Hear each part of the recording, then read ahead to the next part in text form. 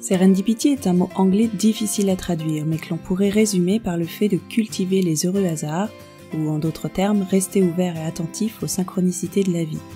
Je suis Mélanie, naturopathe et thérapeute spécialisée en fertilité féminine, et je suis moi-même confrontée à l'infertilité inexpliquée depuis plus de 8 ans maintenant. Ma philosophie est que tout arrive pour une raison, et que tout est juste, en dépit des apparences. Je pense que chaque épreuve peut être vécue comme une opportunité de grandir, de remettre de la conscience dans nos vies, et de renaître. Dans ce podcast, je reçois des femmes qui ont réussi à transcender leurs difficultés à devenir mères pour se reconnecter à elles-mêmes et retrouver confiance en un avenir joyeux. 2 fois par mois, je vous donne rendez-vous pour découvrir un nouveau témoignage, grâce auquel, je l'espère, vous vous sentirez moins seul, réconforté et peut-être même déculpabilisé. Bienvenue dans Serendipity, le podcast qui vous aide à vivre votre chemin vers la maternité de manière plus sereine et positive.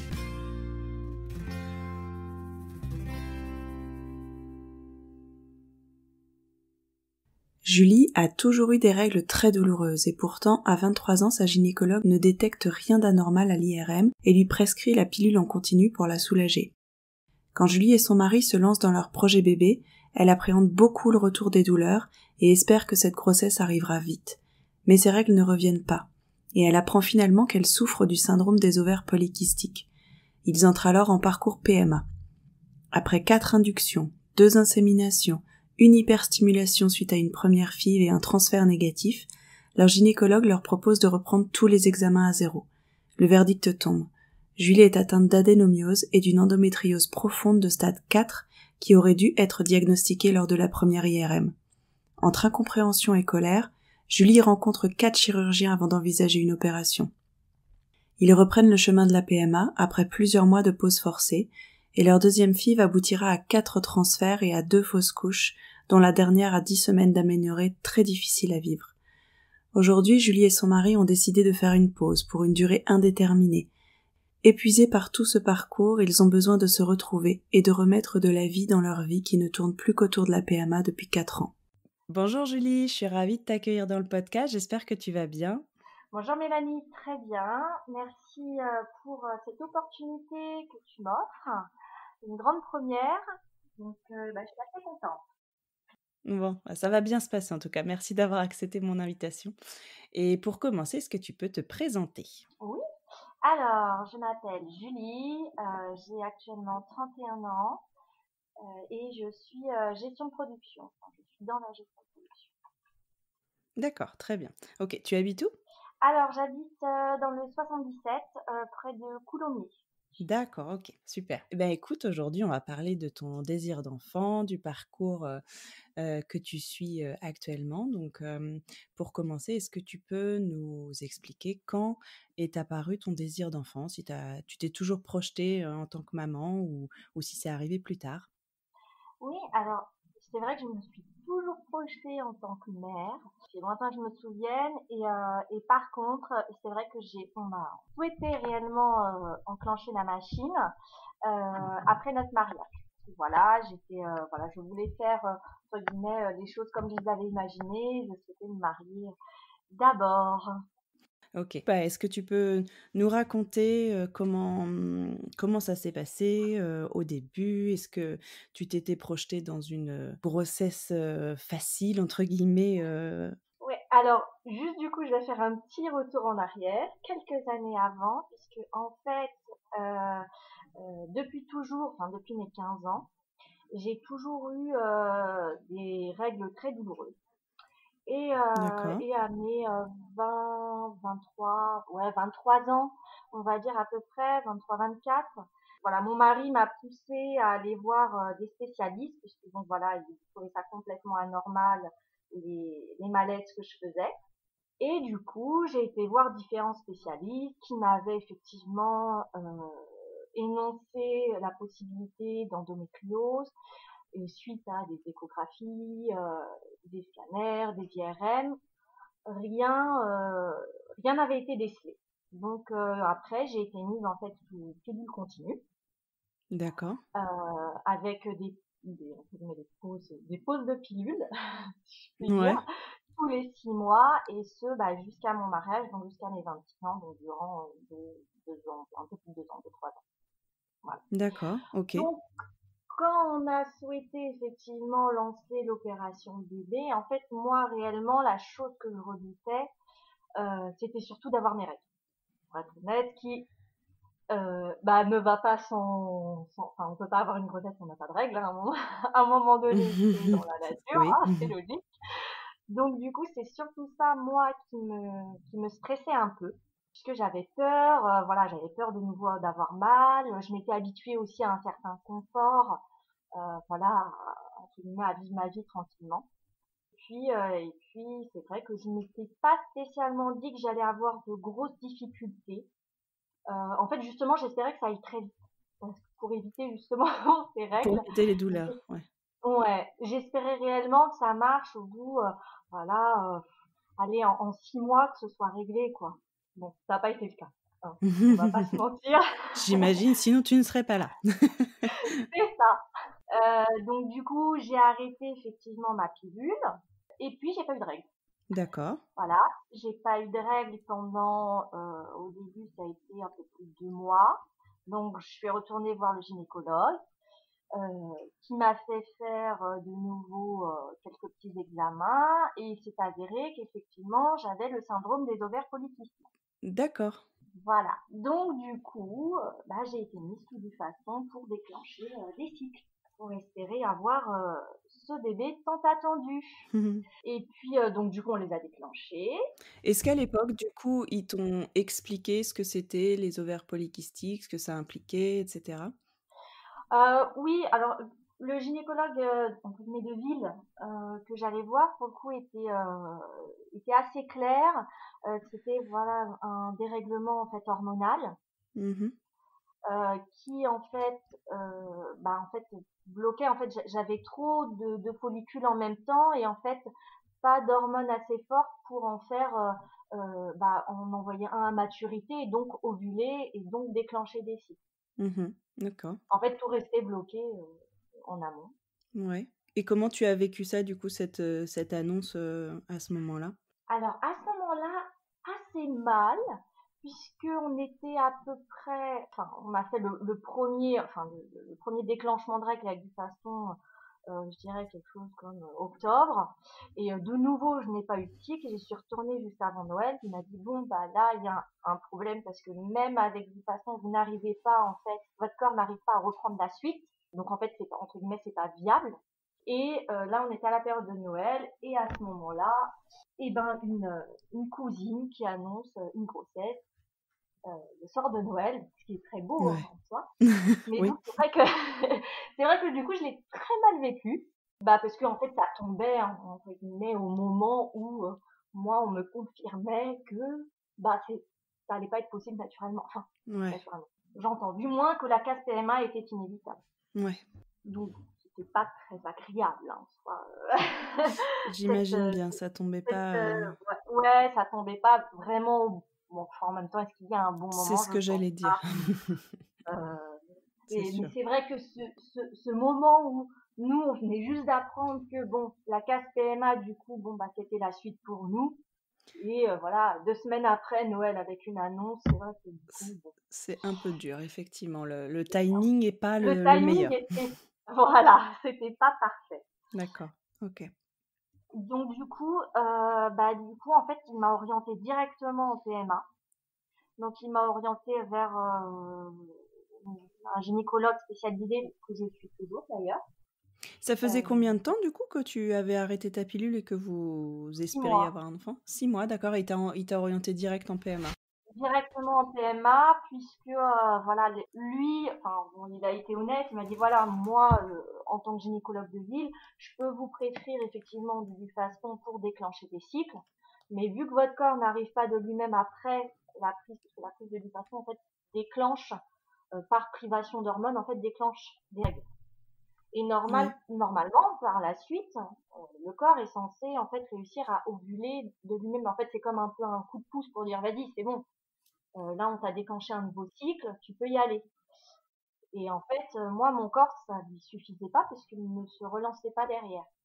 Donc moi, D'accord, OK. il a très vite, effectivement, entre guillemets, c'est ça que je le remercie, puisqu'il a très vite dit, bah moi, à mon niveau, je vais pas pouvoir faire grand chose, ça sert à rien de vous faire attendre pour rien, et je vous oriente, du coup, il m'a donné le nom, effectivement, de ma gynécologue actuelle. Il m'a dit, je vous oriente vers elle. C'est, voilà, vous êtes obligé, entre guillemets, passer par la PMA, parce que là, ça paraît un peu complexe. Et du coup, j'ai été très vite, effectivement, orientée en PMA. D'accord, donc ouais, ça s'est fait quand même hyper vite et Ouais. du coup, j'imagine que ça a été quand même quelque chose d'assez soudain et auquel tu t'étais pas forcément préparée. La PMA, tu savais ce que c'était? Tu en avais déjà entendu parler? Ouais, alors je savais ce que c'était puisque j'avais une amie qui était en PMA depuis quelques années. Euh, donc pas forcément non plus entre guillemets un exemple optimiste en fait si je peux dire puisque c'est vrai qu'elle a mis bon elle a réussi à avoir un enfant mais au bout de 7 ans donc Ouais. voilà le modèle en fait que j'avais voilà me faisait déjà dire que ça allait pas être très simple comme histoire. Donc oui, c'était un peu soudain. Après, c'est vrai que dans un sens, je l'ai bien, si on peut dire que je l'ai bien pris, dans le sens où je m'étais dit, c'est bien parce que du coup, on avance en fait. Oui. Euh, Ils ont trouvé un problème, hop, ils m'orientent en PMA, donc je perds pas trop de temps. Enfin, j'étais vachement dans cette optique-là. Ouais, tu étais déjà quand même dans cette course, face, Contre la au montre? temps Oui. que ouais, c'est cette course contre la montre. D'accord, c'est arrivé assez vite ça dans ton parcours? Ouais, Mmh. ouais, ouais, parce que c'est vrai que, en fait, on se fait tous, je pense, un schéma de vie Mmh. dans lequel on imagine, voilà, qu'on se mariera à tel âge, qu'on aura un enfant. Et c'est vrai que moi, ayant rencontré mon mari très très jeune, Mmh. je m'étais toujours imaginé, voilà, me marier à 26 ans, avoir notre premier enfant, et je voulais avoir un second enfant à 30 ans. D'accord. Voilà. Pourquoi 30? Parce que ma grand-mère avait eu ma mère à 30 ans, et que ma mère m'avait eu à 30 ans, et du coup, effectivement, j'avais dans ma tête ce schéma, D'accord. en fait. Ouais. Ah, c'est intéressant, ouais. Mmh. Et donc là, quand on te parle de PMA, tu as 28 ans, c'est ça? J'ai 27. 27, OK. Ouais. 27, et du coup, je rentre en PMA. Ma gynécologue, du coup, récupère tous les examens que j'avais fait précédemment, donc l'IRM que j'avais fait quelques années auparavant, voilà. Me refait faire un bilan hormonal Mmh. qui confirme effectivement le SOPK. Mmh. Et donc, on part à ce moment-là pour simplement des inductions. Donc, D'accord. pour ceux qui ne savent pas ce que c'est des inductions, en fait, c'est simplement une stimulation ovarienne, donc comme on peut avoir pour une insémination, sauf qu'il n'y a pas insémination, c'est un rapport programmé. Donc on est suivi de la même façon, voilà, on a les hormones pareilles, les échographies, sauf que le jour J, on vous dit, bon bah voilà, à 17h30 ce soir, vous allez faire l'amour avec votre mari. La première fois, en règle générale, on trouve ça assez drôle. Les fois d'après, c'est moins glamour. Faut dire ce qui est. J'imagine bien, ouais. Voilà, les fois d'après, voilà, j'en ai eu 4 comme ça. Et c'est vrai D'accord. que les fois d'après, on se dit bon bah voilà, c'est ce soir à 19h, ah bah je suis fatiguée, bah oui mais bon voilà, faut y aller. Ah la Voilà, vache, ouais. c'est pas effectivement le rapport qu'on peut avoir en temps normal.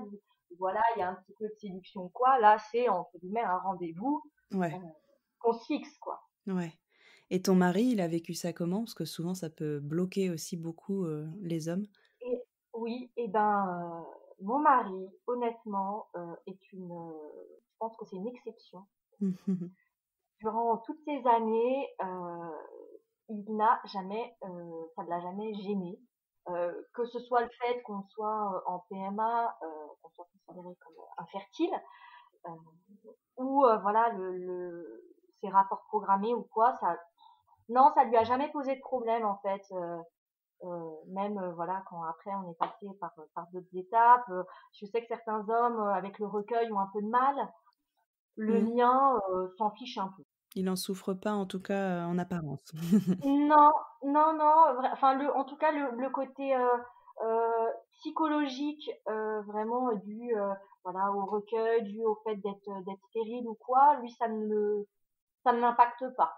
C'est plus le fait de pas avoir d'enfant entre guillemets qui voilà qui joue. OK, bon, bah, tant mieux. C'était ouais, c'est quelque chose, on n'en a pas parlé au début, mais c'était un désir qu'il avait depuis longtemps lui aussi? Le désir Oui, de paternité? complètement. C'est vrai qu'il D'accord. a toujours été, mais même adolescent, il adore les enfants. Je vais pleurer. Non, c'est vraiment quelqu'un qui adore les enfants, qui est vraiment très présent pour eux, qui, enfin, oui, c'est vraiment un désir qu'il a toujours eu. D'accord, OK. Donc vous en parliez quand même depuis votre rencontre, quoi? Ah ouais, ouais, complètement. On savait qu'on voulait effectivement des enfants, 2, 3, voilà, on n'était pas fixés, hein.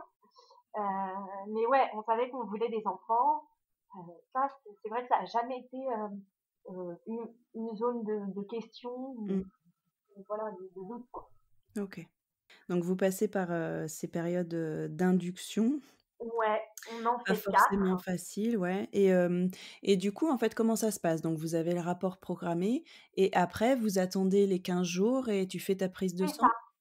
exactement. OK. Comme pour une insémination, en fait. Enfin, à part le fait qu'il y a pas d'insémination, mais sinon vraiment tout le processus est identique. OK, tu as quand même des hormones, en fait, un traitement après enfin, Ouais, tout le long? oui, D'accord. pareil. Donc effectivement, il y a la stimulation ovarienne, voilà, avec les injections. Bon, au début, on a fait des cachets, donc avec le Clomid de mémoire, et Mmh. après on est passé aux injections. Mais oui, c'est vraiment, il y a les échographies, les prises de sang pour vérifier les hormones. C'est vraiment identique, hein. C'est Ouais, juste effectivement, voilà. OK. Et donc après ces 4, et ben, on n'a eu aucune accroche. Et juste une question du coup, Ouais. ton corps a réagi du coup cette fois au traitement? Tu avais le retour de tes règles? Ouais, OK. oui. Oui, oui, à chaque fois, effectivement, j'ovulais bien, donc ça, on le voyait bien. J'avais, effectivement le retour de mes règles derrière. Donc, là, pour le coup, le processus d'ovulation se faisait, correctement. Mmh. OK. Et du coup, c'est là que ma gynécologue s'est posé la question puisqu'en en 4 cycles, on n'avait eu aucune accroche. Donc, du coup, elle s'est posé la question à savoir: «Bon, on va revérifier quand même», puisque mon mari avait fait un spermogramme à l'époque, mais on va dire dans un laboratoire non spécialisé, donc dans des conditions pas forcément optimales. Donc elle a refait faire effectivement le spermogramme et c'est avéré qu'il était pas bon. D'accord. Beaucoup moins bon que le premier en fait qu'il avait fait. Donc on est passé effectivement aux inséminations. Puisque voilà, là, elle estimait qu'il y avait besoin d'un tri. Il y avait besoin certainement de les aider, puisque bon, il y avait une mobilité qui était pas incroyable, il y avait voilà des problèmes. Il était OATS, D'accord. donc voilà, avec les problématiques de forme, de mobilité, de voilà. OK. Euh, et donc on a fait 2 inséminations qui n'ont rien donné non plus. Et à ce stade du coup, ça faisait combien de temps du coup? Ça a fait Ça 4 faisait mois, 6 mois quoi? un peu plus, ouais, ouais, un peu plus, parce qu'effectivement, entre les inductions, en fait, on les a pas commencées directement à notre entrée en PMA. En fait, ça faisait grosso modo un an et demi depuis notre mariage. D'accord et du coup, après 1 an et demi comme ça, donc 4 mois, enfin 4 tests, 4 inductions, ouais. d'induction, deux inséminations. Toi, tu le vis comment à ce moment-là par rapport à ce temps qui défile? Pas trop mal, honnêtement, parce que en fait, j'étais dans l'action. D'accord.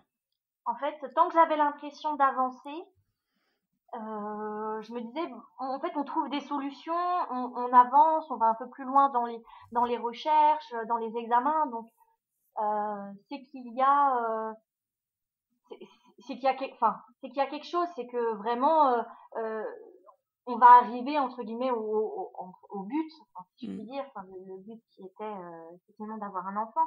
Donc, je le vivais pas si mal que ça, en sachant que effectivement, on l'a très vite dit à nos proches.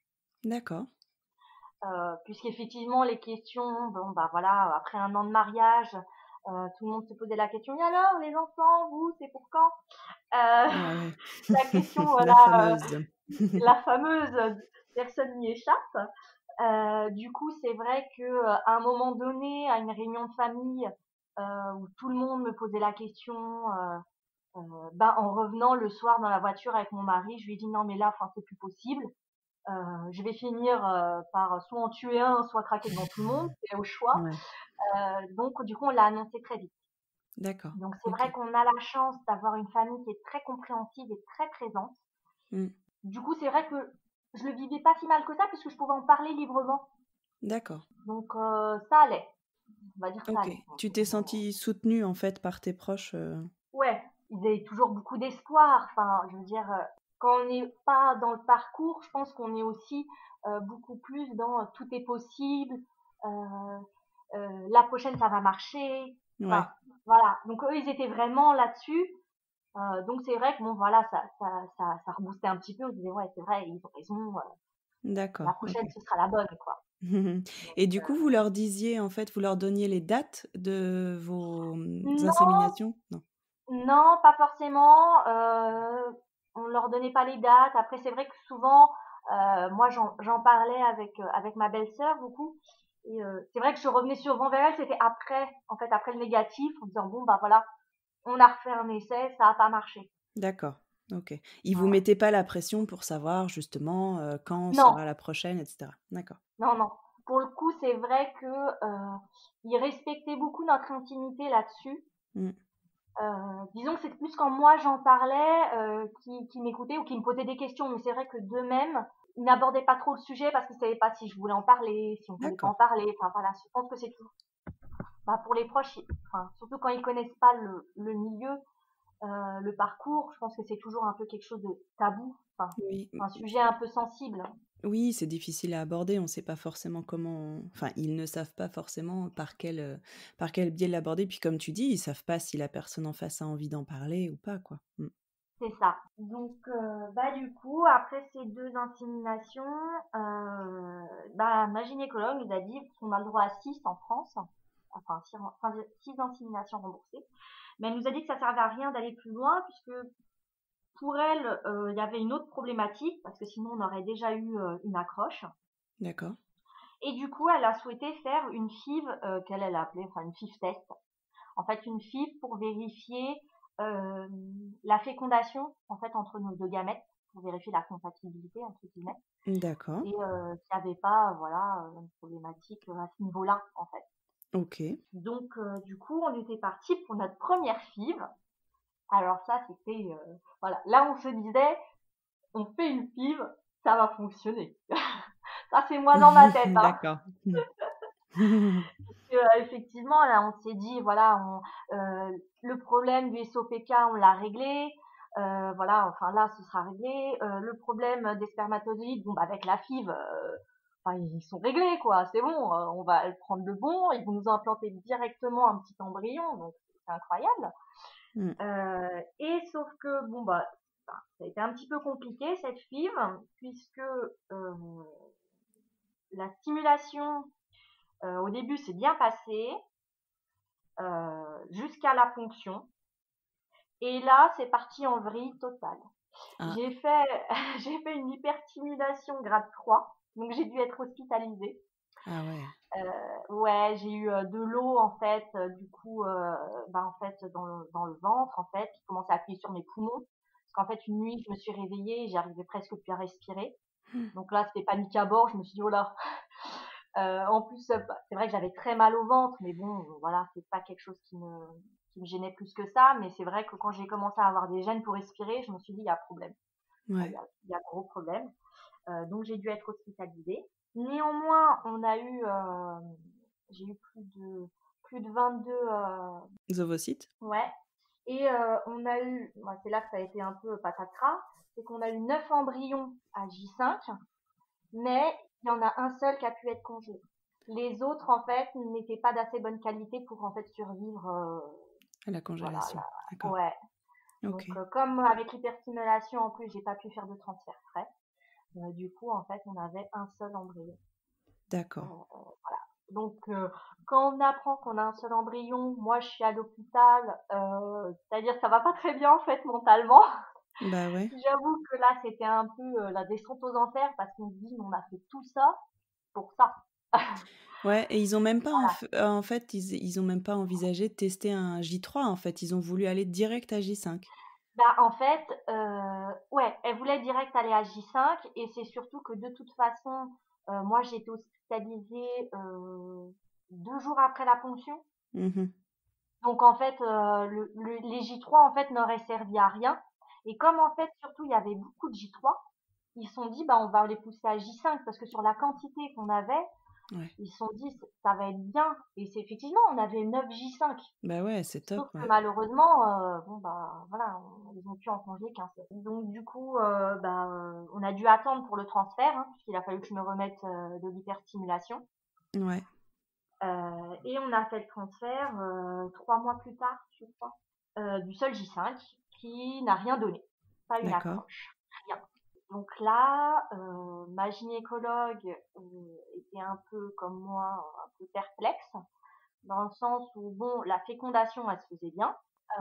Bon, la qualité des ovocytes, du coup, elle pense que c'était un peu dû à ça, le fait qu'ils aient pas pu les congeler, était pas top, mais ça, elle supposait que ça venait de l'hyperstimulation. Et par contre, elle comprenait pas, effectivement, là, ça faisait quand même, voilà, 4 inductions, 2 inséminations et un transfert d'un G5, on avait 0 accroche. Ouais. Pas, même pas, entre guillemets, Une grossesse enfin, biochimique, enfin rien, ouais. ouais, voilà, une petite bribe de quelque chose. Ouais, ouais. Rien du tout. Donc là, en fait, elle a décidé de tout reprendre à zéro, de ne pas se fier à tous les examens que j'avais pu faire à l'époque avec les gynécologues de ville.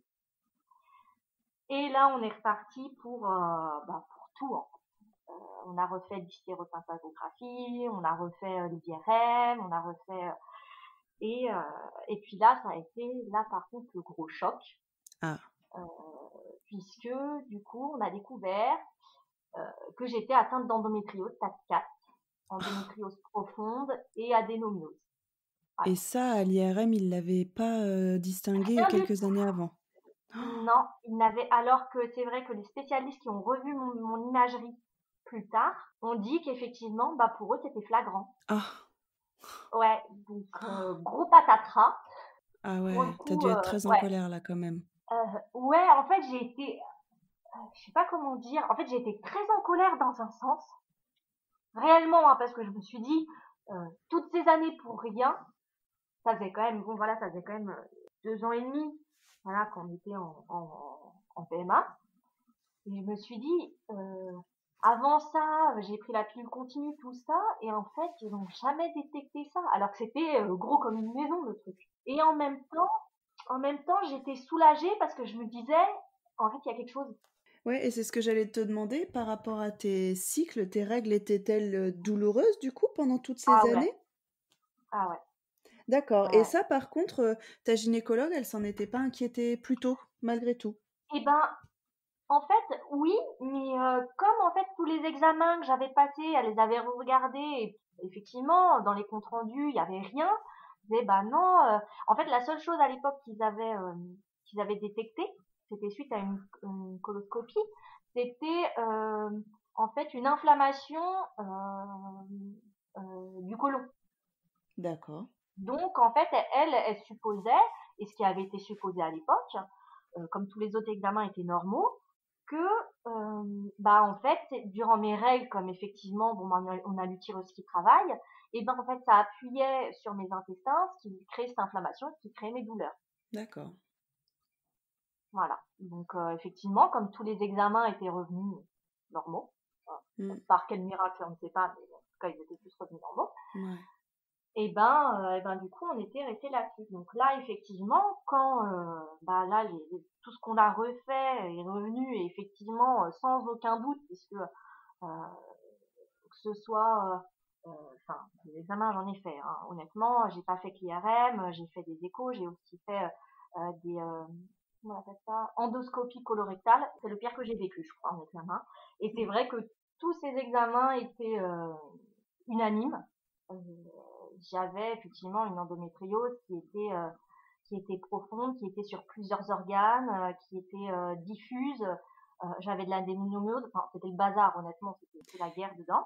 Et comme les examens étaient bons avant la PMA, est-ce qu'ils ont émis l'idée que ça pouvait venir des traitements en fait que tu avais eu toutes ces années pour Non, qui non, non? parce que effectivement, quand ils ont revu les examens qui ont été faits avant la PMA, les spécialistes, eux, ont vu l'endométriose en fait. D'accord, OK. Donc en fait, c'est juste que les examens, je les avais réalisés effectivement dans des IRM entre guillemets classiques, avec des personnes qui malheureusement n'étaient pas formées à la lecture de l'endométriose et du coup qui n'avaient rien vu. Donc effectivement, j'étais restée ces années avec ça, avec ces douleurs en me disant bah moi je m'étais fait une raison, en me disant bah non c'est normal en fait ça mal, bon voilà. En fait non et du coup là c'est vrai que ma gynécologue a été assez claire en me disant bah honnêtement si vous voulez qu'on puisse avancer, je vous conseille de voir avec des chirurgiens pour vous faire opérer. D'accord. Puisque là c'était trop étendu, c'était vraiment ouais, c'était trop en fait. Et donc elle m'a donné une personne, voilà, elle voilà, elle m'a orientée vers un spécialiste. Et moi par contre, honnêtement ayant tellement été refroidie par la mauvaise expérience du coup du médecin qui ne voit pas mon endométriose, là avant de me décider pour un chirurgien, j'en ai vu quatre. Ouais, tu as eu raison. J'ai dit cette fois entre guillemets je me ferai pas avoir, je vais pas faire confiance même si bon voilà ça reste leur métier mais je voulais pas faire confiance au premier et du coup j'en ai vu quatre et dont un avec qui vraiment j'ai accroché Mmh.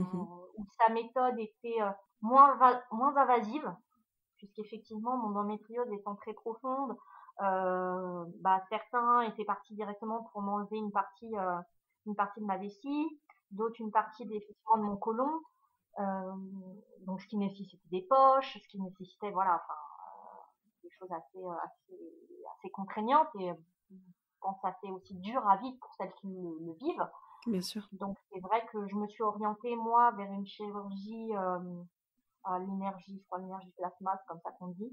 En fait, où c'est pas du scalpel, en fait, il ne coupe pas les chairs, en fait, il brûle en fait les parties d'endométriose. Donc c'est Ouais, moins invasif pour le corps.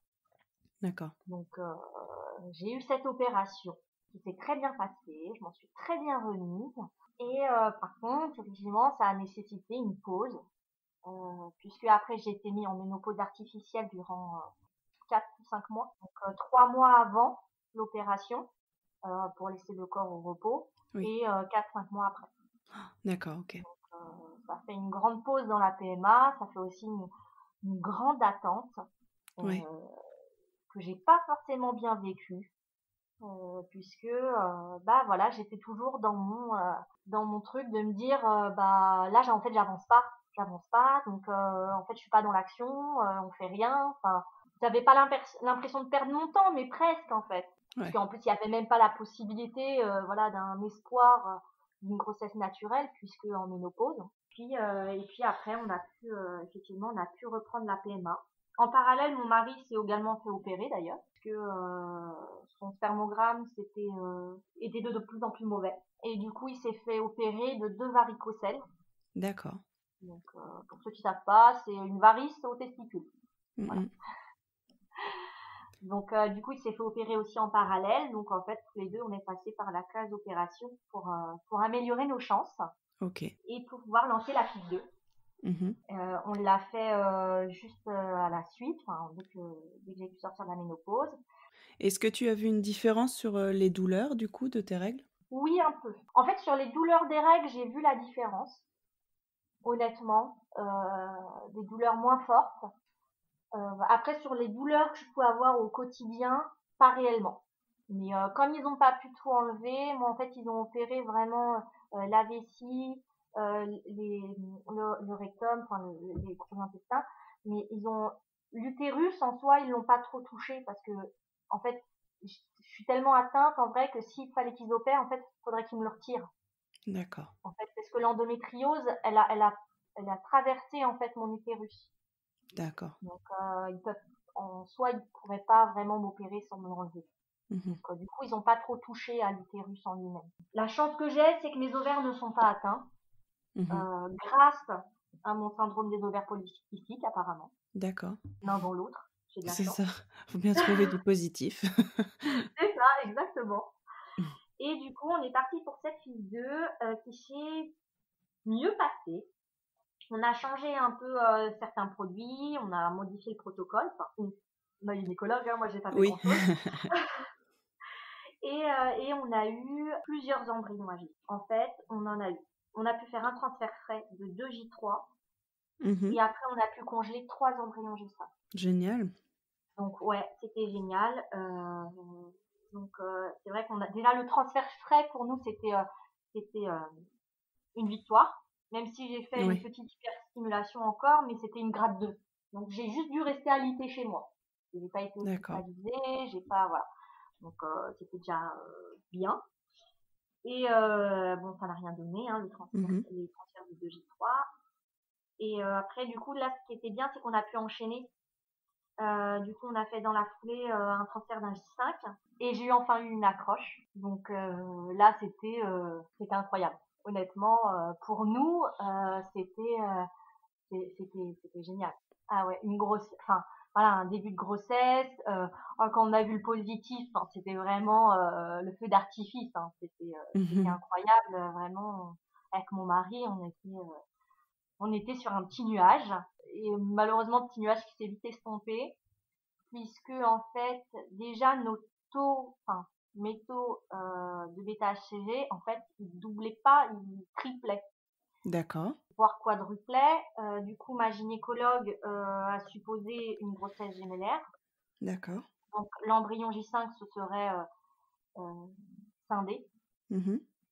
Et puis ça a fini en fausse couche à 5 semaines. Donc une grosse déception parce qu'en fait on pensait vraiment avoir touché un peu au Graal, euh, si je puis dire. Euh, Ça n'a pas été le cas. Donc, Ouais. on a été un peu déçus, mais en même temps, on disait que ça nous montrait que bah, l'opération que j'avais fait, que le changement de protocole, enfin, ça avait un résultat, quoi. Oui. Donc on disait bon, c'est pas le bon embryon, mais en même temps là, ça montre que vraiment c'est possible. Ouais. Voilà. Donc on est reparti, on a refait enfin voilà, on a voulu refaire un autre transfert le mois qui suit. Mon corps a pas bien réagi, donc du coup ça s'est fini en induction. Donc voilà, histoire de dire. D'accord. Et du coup après on a transféré encore un J5 qui n'a rien donné. Et en juin dernier, du coup on a transféré le dernier J5 qui nous restait de cette FIV, Mhm.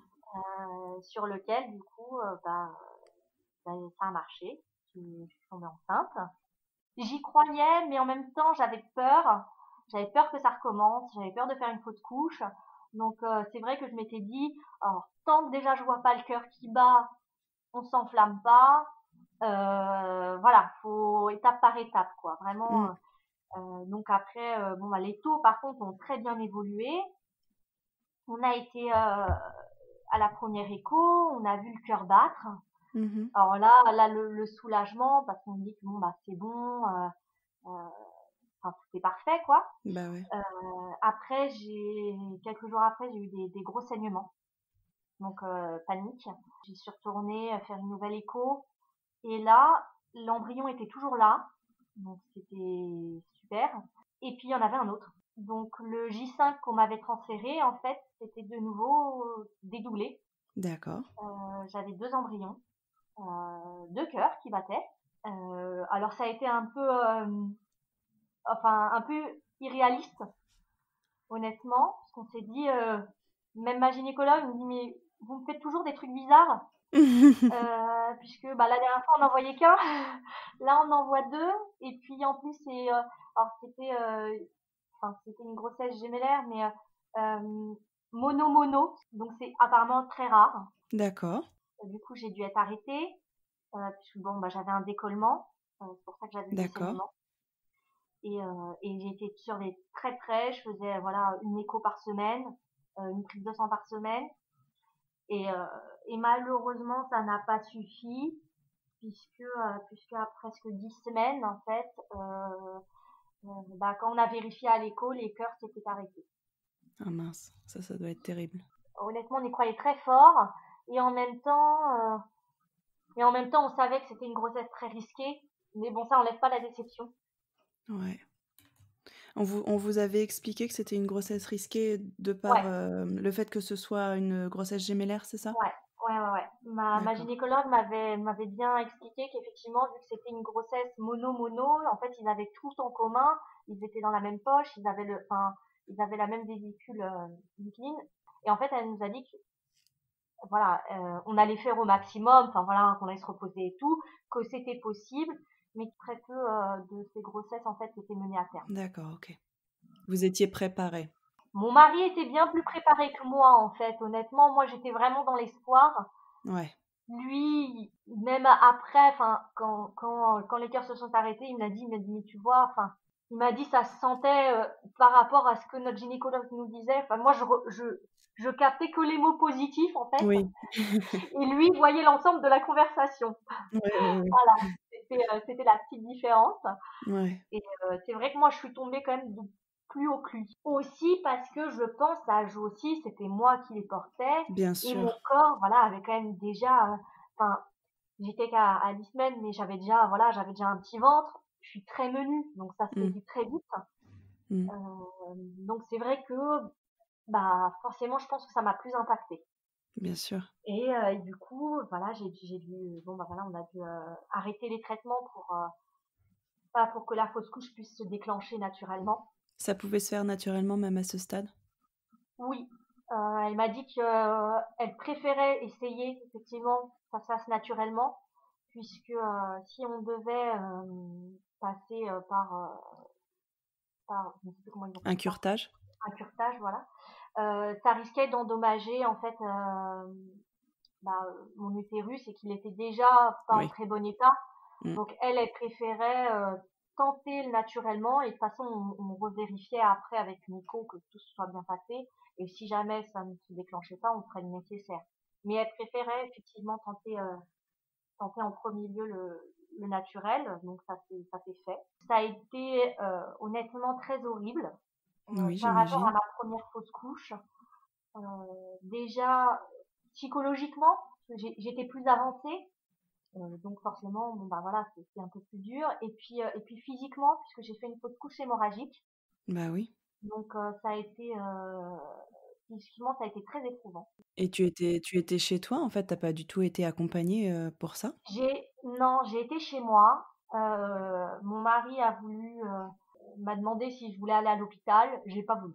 J'ai pas voulu parce que en fait, à ma première fausse couche, j'étais à l'hôpital et ils vérifient juste en fait honnêtement que ça se décroche bien. Après ce qu'ils dû faire, ils font une échographie, une prise de sang, hein, votre taux chute bien, voilà. Mais en attendant, vous êtes dans une salle d'attente, on vous donne effectivement des grosses couches, mais enfin vous vous videz de votre sang. Enfin, honnêtement, j'avais pas envie de vivre ça dans une salle froide en plus avec le Covid. Ouais. On peut pas être accompagné. Donc en fait, quand on va aux urgences, il y a uniquement la personne qui est entre guillemets malade Ouais. qui peut rentrer. Donc Ouais, tu vis j'avais ça toute vraiment pas seule, envie de quoi. vivre ça Mmh. seule. J'avais pas envie de vivre ça dans un endroit voilà froid et comme une salle d'attente. Donc j'ai refusé. J'ai dit à mon mari non, je préfère rester ici. De toute façon, ça changera rien. Voilà. Donc, je suis un peu bornée aussi. D'accord. Euh, Mais on t'avait prévenu quand même des risques, hémorragiques, justement? Non, honnêtement non, même ma gynécologue a été surprise après, quand je lui ai raconté, elle m'a dit: «Mais en fait, vous auriez dû aller aux urgences. Ce que vous avez vécu, enfin, ça aurait pu être risqué». Donc et du coup, suite à cette fausse couche, là, aujourd'hui, on a décidé du moins de faire une pause, Mmh. longue et indéterminée. Ouais. Puisque bon, bah, après ça, bah, forcément, on est retourné voir notre gynécologue qui nous a expliqué que, vu c'est les 2 seules grossesses qu'on a eues, que la FIV3 serait déterminante. À savoir que si on fait cette FIV3 et qu'il y a encore, une grossesse où il y a effectivement soit un dédoublement, soit une fausse couche, c'est qu'il y a un problème génétique sur nos D'accord. embryons. Malgré que nos cariotypes, nous, sont normaux, mais qu'il y aurait un problème génétique. Et en gros, là, si c'est avéré, s'il y a la FIV3, voilà, il y a confirmation, bah, notre seul recours, en vrai, ce serait d'aller à l'étranger. Pour faire un don d'ovocytes? Non, pour faire un DPI. D'accord, ok. Donc, parce que mon mari, pour le moment, est contre le don d'ovocytes. Surtout qu'on Mhm. ne sait pas si le problème vient des ovocytes ou vient des spermatozoïdes. Bah oui. Mm. Donc, lui, il est plus dans l'optique. Soit enfin, pour le moment, après, on ne sait pas comment. Mais si on fait cette FIV3, il est plus dans l'optique, soit ça marche, soit on s'arrête. D'accord. Et toi, comment tu le vis? Moi, personnellement, je suis pas du tout contre le don d'ovocytes. Ça ne me gêne pas du tout. D'ailleurs, ça ne m'a jamais posé aucun problème. Même au début de notre parcours PMA, j'avais envisagé cette option en me disant, bah si, ça jamais, ça vient de moi. C'est pas quelque chose qui me pose problème à partir du moment en fait où je porte l'enfant. Après, voilà, c'est aussi une décision de couple. Oui.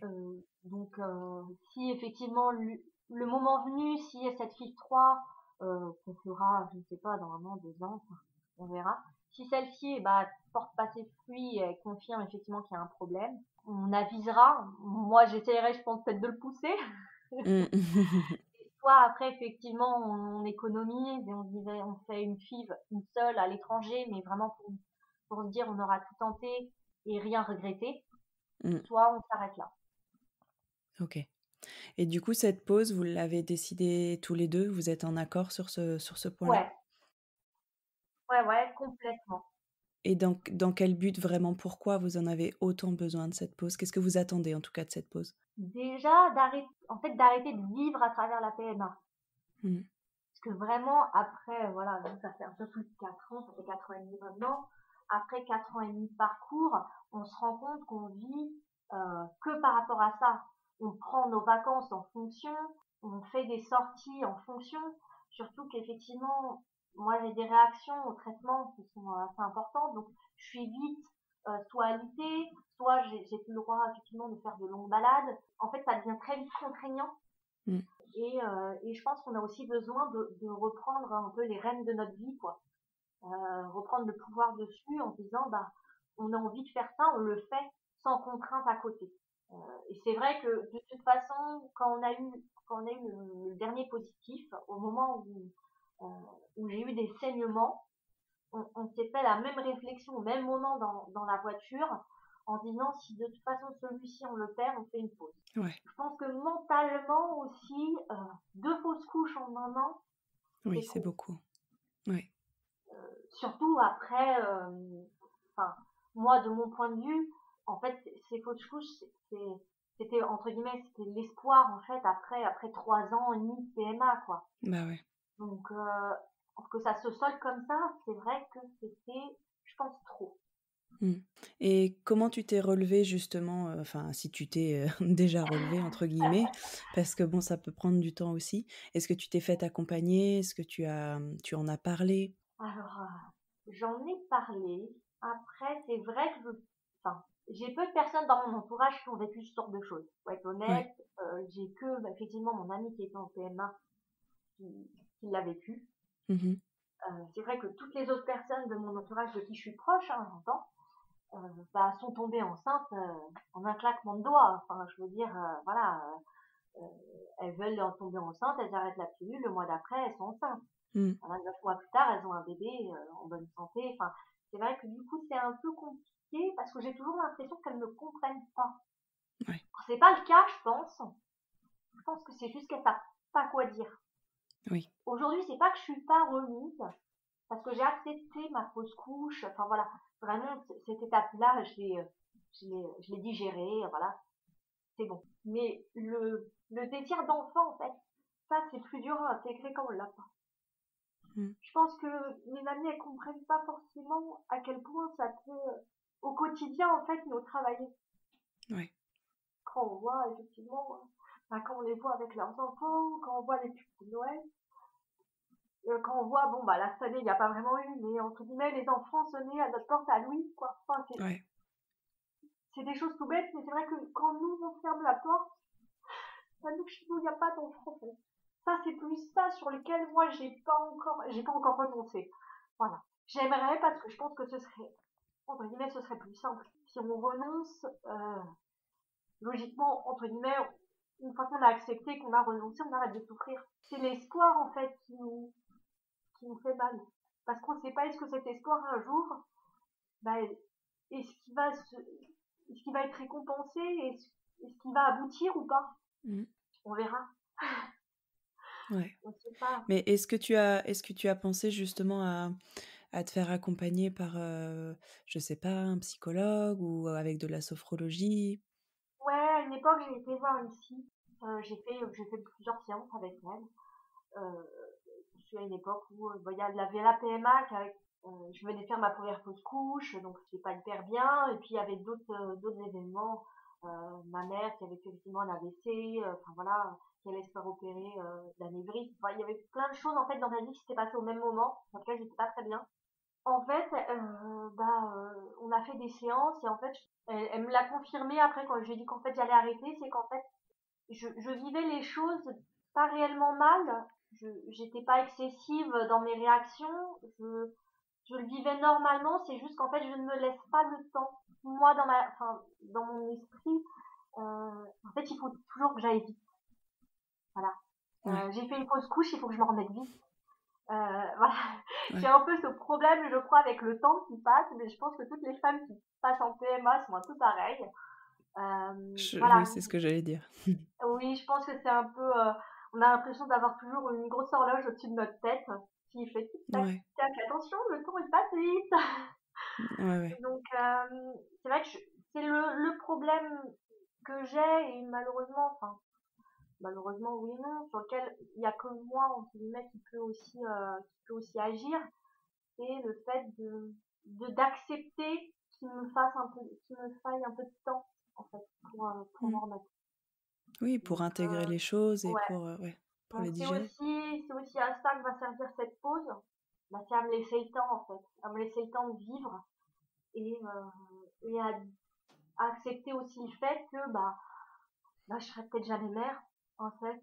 Et puis est-ce que c'est si grave que ça? Ouais. Peut-être pas. Peut-être que c'est aussi ça qui va nous apporter d'autres choses.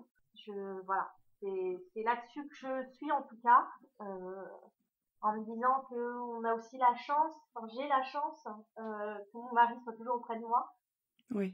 qu'il soit présent, qu'il m'aime toujours autant, malgré, enfin, voilà, malgré toutes ces années, malgré tout ce qu'on a vécu, il est là. Donc je me dis, on a la chance d'être unis, on a la chance d'être amoureux, Mmh. donc peut-être profiter de ça. Ouais. Voilà. Profitez de ce que vous avez aujourd'hui au présent, oui. Sans se dire bah peut-être qu'on n'aura pas d'enfant, mais peut-être que c'est mieux d'avoir effectivement ce qu'on a là, notre amour l'un envers l'autre, que d'avoir un enfant et d'être divisé. Mmh. Beaucoup de questions forcément, qui effectivement demandent du temps. Effectivement pour prendre le temps d'y répondre, de creuser un petit peu et parfois c'est des réponses qu'on n'a pas forcément envie d'entendre, mais c'est bien que tu te laisses ce temps-là, pour, pour creuser tout ça, en profondeur. Ouais.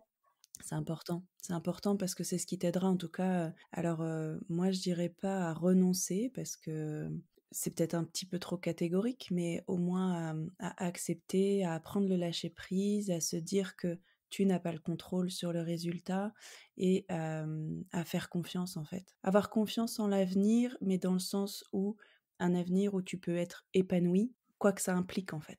Et ça, c'est vrai que c'est compliqué quand même. Oui, oui, oui, c'est très compliqué, c'est très dur, c'est des questions qu'on aimerait ne pas avoir à se poser, c'est surtout ça aussi. Une Mm. notion peut-être, d'injustice aussi à se dire: «Mais pourquoi?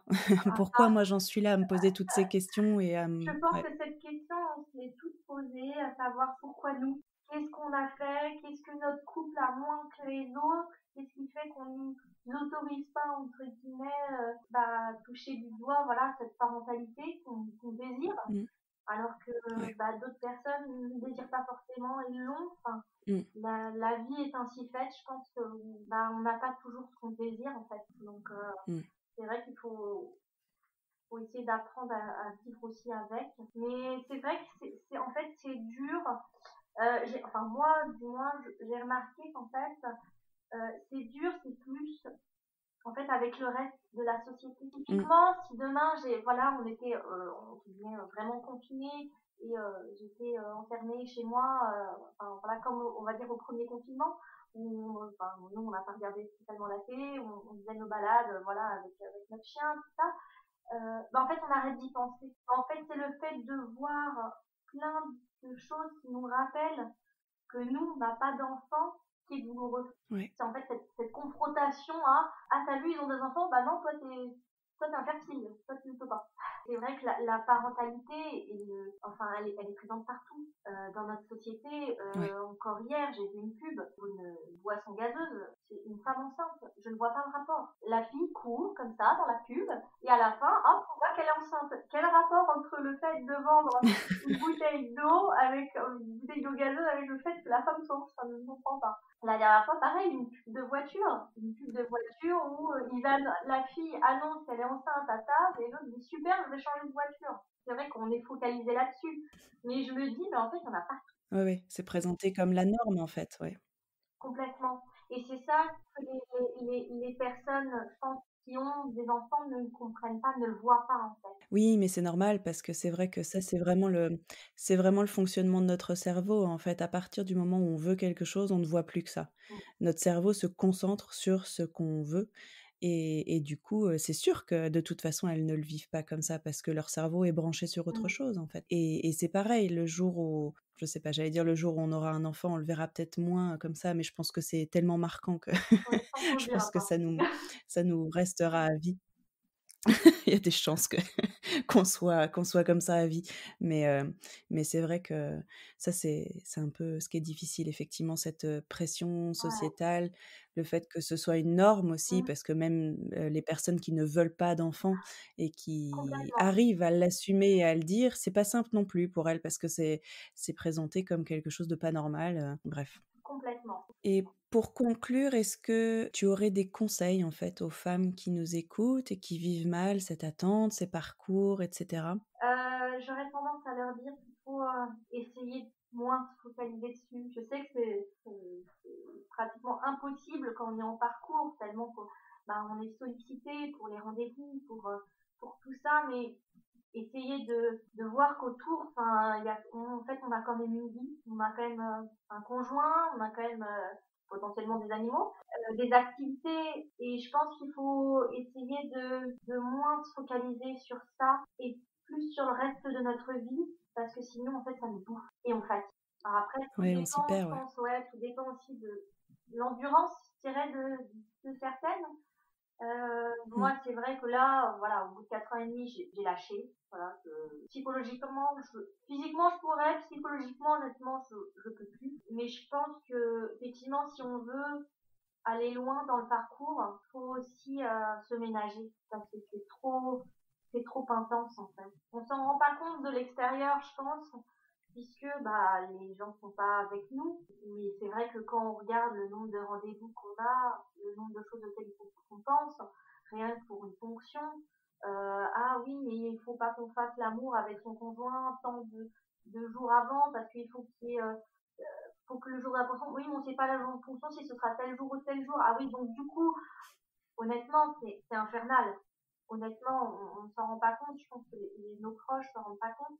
Mais il faut aussi apprendre à se ménager et à s'écouter Mmh. pour essayer d'aller plus loin. Et pour finir, si tu avais une baguette magique, qu'est-ce qu'on pourrait te souhaiter pour l'avenir? Quel serait ton vœu le plus cher? Ah, qu'un jour, euh, on ait un enfant en bonne santé. Voilà. Ce serait, je pense que si j'avais le pouvoir, ce serait ça. Après, on verra. Ouais, J'essaye de voir autrement. Tout est possible et en même temps, si c'est pas possible, il y a le reste. ouais, ça peut être beau aussi. C'est ça. Bah, merci beaucoup Julie, merci beaucoup pour ton témoignage. J'espère que ça t'aura fait du bien aussi d'en parler, heu, sous une autre forme, de refaire le point sur tout ton parcours, sur tout ce que tu as vécu et compris et réalisé quand même pendant ces 4 ans et demi. Je vous souhaite une belle pause, quel que soit, le temps qu'elle dure, que ça vous fasse du bien, que vous vous remettiez au centre de vos priorités, vous en tant individu et puis en tant que couple, parce que c'est quand même le socle d'une vie de famille de toute façon pour après. Donc voilà, je vous souhaite plein de belles choses. C'était un beau témoignage. Merci beaucoup de t'être livrée à mon micro. Et puis je te dis à bientôt. Merci Mélanie, ça a été effectivement intense mais assez agréable tout de même de témoigner. Ça nous fait effectivement nous rappeler par quoi on est passé et ce qu'on a surmonté. Donc si on a surmonté tout ça, on peut encore surmonter d'autres choses. Exactement. Voilà, c'était le dernier épisode de la saison. J'en profite pour vous remercier d'être de plus en plus nombreuses et nombreux à suivre Serendipity. C'est grâce à vous si je vis cette aventure magique, donc merci beaucoup. Et si vous souhaitez me soutenir, n'hésitez pas à mettre un commentaire et des étoiles sur votre appli de podcast préféré. Je vous donne rendez-vous le 15 janvier 2021 pour la saison 2. Et en attendant, je vous souhaite de très belles fêtes de fin d'année. Prenez bien soin de vous.